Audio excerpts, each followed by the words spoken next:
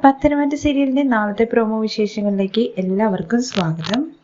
കനകയുടെ അടുത്ത് ഗോവിന്ദൻ പറയുന്നുണ്ട്, മക്കളെ കല്യാണം കഴിച്ച് വിട്ടു കഴിഞ്ഞു കഴിഞ്ഞാൽ മക്കള് വല്ലപ്പോഴെങ്കിലും അച്ഛന്റെയും അമ്മയുടെയും കാര്യങ്ങൾ അന്വേഷിക്കണം എന്നുള്ള കാര്യങ്ങളെ കുറിച്ച്. തുടർന്ന് നമ്മുടെ അനയുടെ അടുത്ത് നയന പറയാണ്, സ്വന്തം കാര്യത്തില് പത്തര മാറ്റാണ് അനയുടെ ഏട്ടൻ, എന്നാൽ മറ്റുള്ള കാര്യങ്ങളിൽ കുറച്ച് പിന്നോട്ടാണ്.